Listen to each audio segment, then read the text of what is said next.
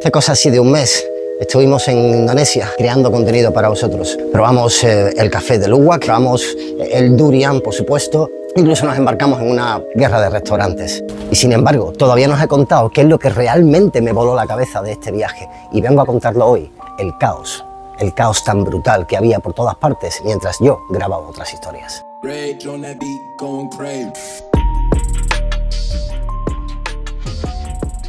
A primera vista, Yakarta puede parecer como cualquier otra megaciudad. No en vano viven aquí más de 11 millones de personas, 34 si incluimos todos los distritos adyacentes que pertenecen a Yakarta, siendo así la segunda ciudad más poblada del mundo. Sin embargo, en cuanto caminas por sus calles destrozadas, atestadas de vendedores, con un ruido y tráfico infernales, te empiezas a dar cuenta de que esto es distinto, de que ya estás en el caos.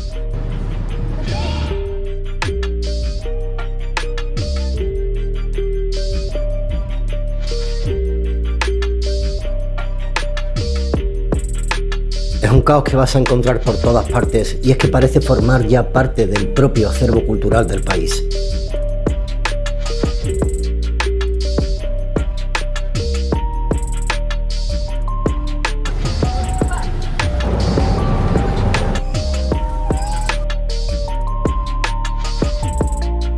Pero antes de seguir necesitamos algo de contexto para entender un poco dónde estamos. En 1965, un militar con un fuerte instinto político, Suharto, se hace con el control del ejército y tras una plaga brutal en la que mueren cientos de miles de personas, se proclama presidente del país en el 67, estableciendo el Orden Baru, un régimen autoritario, militarizado y profundamente anticomunista. La entrada masiva de capital extranjero propicia que ciudades como Yakarta experimenten un crecimiento urbanístico increíble, con megaproyectos como autopistas elevadas, centros comerciales. Sin embargo, todo este crecimiento no es equitativo.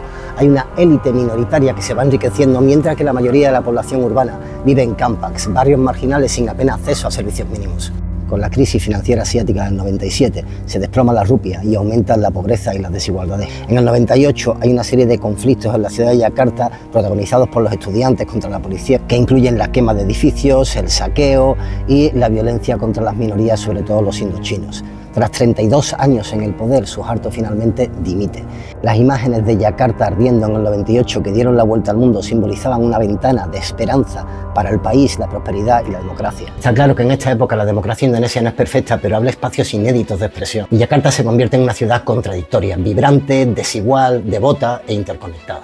Llegamos con nuestro presidente Jokowi y estamos muy cerca de finalizar nuestro relato. Natural del distrito de Java, es un tío súper cercano. Se hacen muchas reformas en el país, sin embargo, las libertades de expresión se van recortando. Al final, entre quien entre, el resultado es el mismo. Después de Suharto se limitaron los mandatos en Indonesia a 10 años, así que Jokowi no podía seguir en el poder.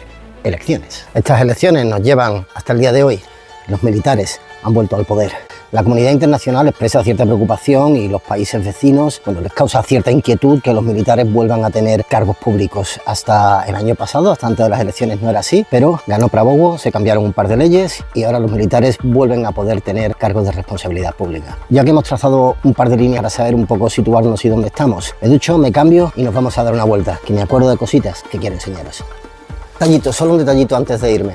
¿Sabéis que el actual presidente Prabowo ha sido acusado de violaciones contra los derechos humanos? Y como detalle curioso, que estuvo casado con la hija de Suharto, pero Suharto no era el dictador, sí, digamos que, bueno, son los dos militares. Pero es que resulta que el hijo mayor de Jokowi va ahora de vicepresidente con el presidente actual Prabowo, que fue el que se casó con la... Caos.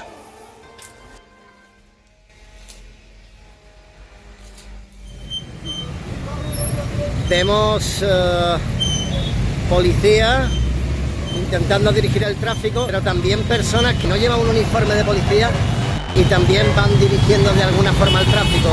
Es otra de las formas que tiene aquí la gente de ganarse la vida, porque los conductores les salen motos de todas partes, En agradecimiento les van dando unos céntimos, al cabo del día ya tienen un sueldo. Vamos a intentar andar por aquí. Déjame que me enseñe algo. ¿Cómo vas a salir a dar un paseo así? Es imposible. Pues estamos en Yakarta. Vamos a pasar por aquí.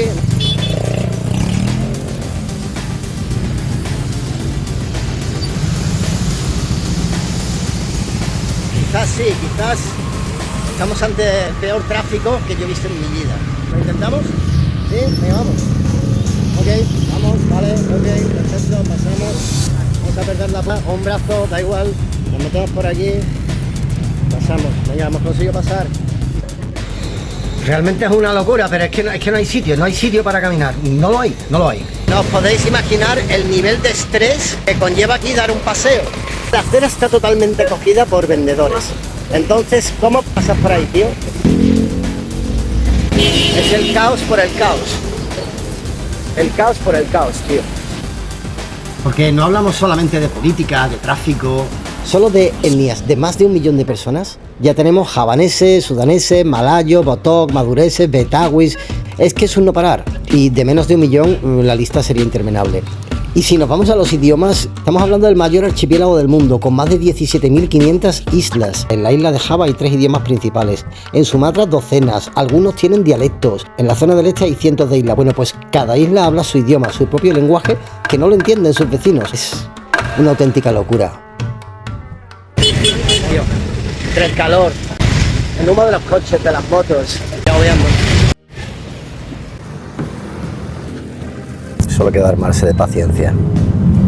Si tuviera que vivir esto todas las mañanas yendo a currar.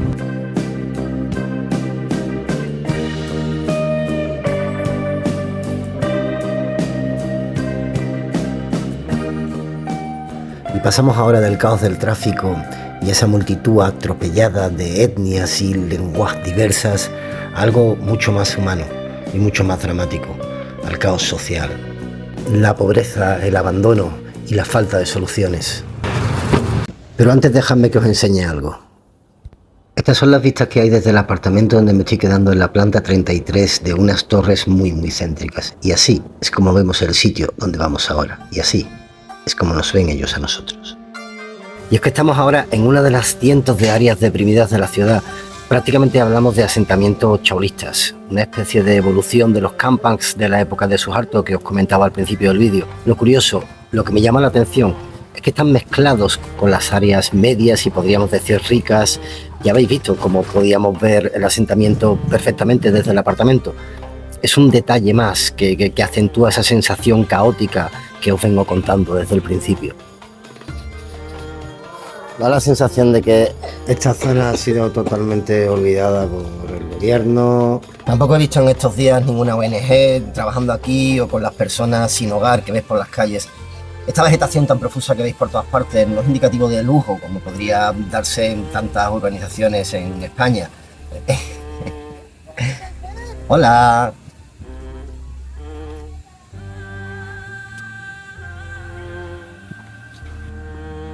Como os decía, estamos en un país tropical, entonces si no hay un control constante de limpieza y de poda, el verde se desmadra y se vuelve incontrolable. Y es que estamos hablando de que en Indonesia encontramos las tasas más altas de desigualdad de todo el sudeste asiático, con más de 28 millones de personas viviendo bajo el umbral de la pobreza, fijado en $24 al mes. Son datos del Banco Mundial de 2010, desde entonces estamos seguros de que ha subido bastante. Y en las proximidades de este umbral de la pobreza nos encontramos prácticamente a la mitad de la población. Hay muchas personas aquí que trabajan como repartidores o incluso como mototaxi, pero es que no basta con trabajar. De hecho, cerca del 46% de los asalariados cobran por debajo del salario mínimo interprofesional fijado por ley en 2014. Hay muchas otras personas en este tipo de asentamientos que, como os digo, están repartidos por toda la ciudad, que tienen su puesto de comida callejera. Es decir, en España serían considerados autónomos, emprendedores, y aquí, debido a la oferta tan brutal de comida callejera y a que los márgenes son ridículos, no hay futuro en ese sector. Así que, aunque lo des todo, es prácticamente imposible salir de aquí. No sé si lo apreciáis, pero vamos viendo tiendecitas, algún que otro bar, una peluquería, una tienda de comestibles. Son servicios que ofrecen aquí mismo, dentro de la propia comunidad del asentamiento. Hay una diferencia de clases brutal y se nota. Y es que los segmentos sociales están muy marcados. De hecho, algo que me ha llamado muchísimo la atención es la cantidad de seguridad privada que hay en todos los accesos a los centros comerciales, que es donde se articula prácticamente el 100% de la oferta de ocio aquí en Yakarta. No hablamos solamente de controles de acceso, sino de alambres de púas que te marcan dónde puedes entrar y dónde no.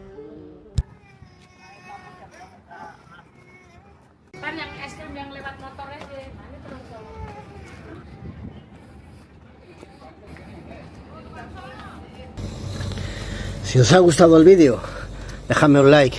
Si os ha gustado la historia, suscribiros, porque se vienen cosas interesantes aquí, en Beyond the Broadshear. Besitos.